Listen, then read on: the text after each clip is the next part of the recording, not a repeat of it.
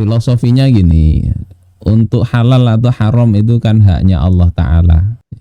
Hukum syariat ini menghalalkan, ini haram, nah, tentu ada dalilnya. Nah, terkait karmin ini tidak ada nas yang secara khusus menyebutnya, seperti disebutnya kalau bangkai ada daging babi, ada darah, ada itu jelas itu haram. Nah, yang kalau tidak ada nasnya ini, para ulama kemudian mereka berijtihad. Karmin ini kan zatnya ya, bagaimana menghukuminya, dilihat hewannya apa, dari apa karmin itu. Nah, ternyata menurut para ahli baik yang di MUI maupun DNU itu kan sepakat kalau ini dari kokineal, ya, ini sejenis serangga. Kalau saya lihat dicari di Google gambar itu, gambarnya mirip kutu busuk gitu ya, merah itu ya mirip kutu itu. Nah, kokineal ini juga tidak ada nas yang menyebut secara langsung karmin maupun kokineal. Terus bagaimana menghukuminya? Bukan berarti tidak ada hukumnya terus dianggap itu boleh, tidak mesti begitu. Nah, para ulama kemudian melihat kokineal ini masuk keluarganya apa, najis apa enggak. Karena Allah sendiri di samping menyebut secara nama mana yang haram di antara benda-benda itu, kan ada juga yang menyebut secara sifat. Wa yuharrimu alaihimul khaba'ith di dalam surah Al-A'raf, dan diharamkan atas mereka segala hal yang buruk. Nah, khaba'ith ini yang bisa masuk nanti, yang barang-barang tidak disebut itu masuk ke khaba'ith ini. Nah, kalau dilihat secara klasifikasi, kokineal ini masuk dalam kategori hasyarat, hasyarat. Masuk dalam grupnya ada ulat, ada cacing, ada kumbang, ada kecoa, kutu busuk, ya, kutu hewan dan sebagainya, tokek, ya, ular, lebah, itu masuk dalam grupnya hasyarat. Ini dari sisi langkahnya begitu. Cari namanya langsung nggak ketemu, oh ini masuk dalam hasyarat. Nah, hasyarat ini apakah haram apa enggak? Nah, itu yang kemudian ulama sejak dulu berbeda pendapat. Hasyaratnya yang berbeda. Jika itu muncul dari sesuatu yang suci, seperti ada ulat di dalam kacang panjang, gimana hukum ulat itu kalau dimakan? Maka para ulama merinci, kalau dimakan itu makan kacangnya, kacang panjang di sayur ada ulatnya, ulatnya termakan, maka itu dihukumi halal. Apel misalnya ada ulatnya, ya, yang kemudian dimakan, termakan, itu hukum halal. Semut ada masuk ke gula, hukumnya halal. Tetapi ketika itu dikumpulkan sendiri, ya, ada ikan, ada ulatnya digoreng, ya, halal. Jadi kalau ulatnya dikumpulkan jadi satu mangkok, kemudian dikasih tepung bumbu, digoreng sendiri begitu, nah itu berbeda pendapat para ulama. Mayoritas ulama menyatakan haram.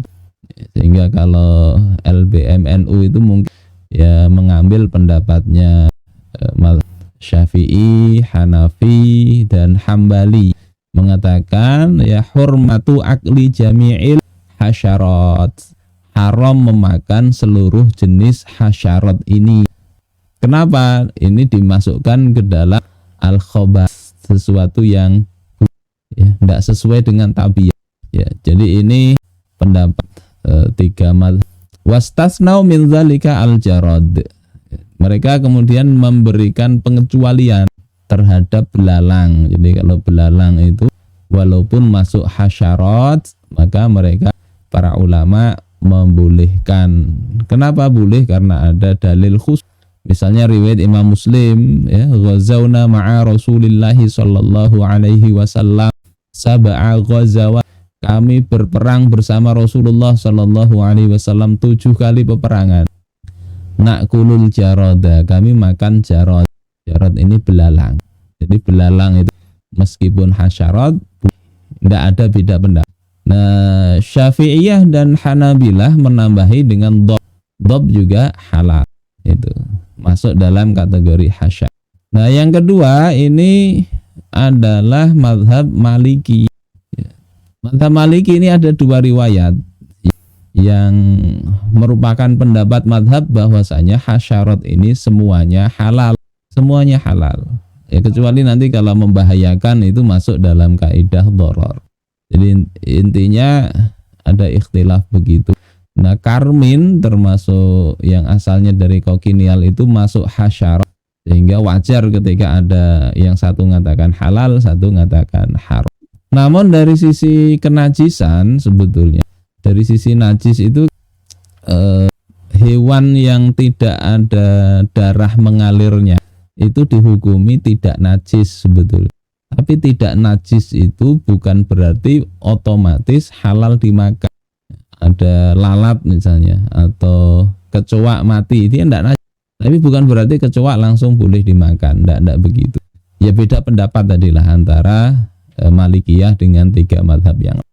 Itu insya Allah kenapa bisa beda.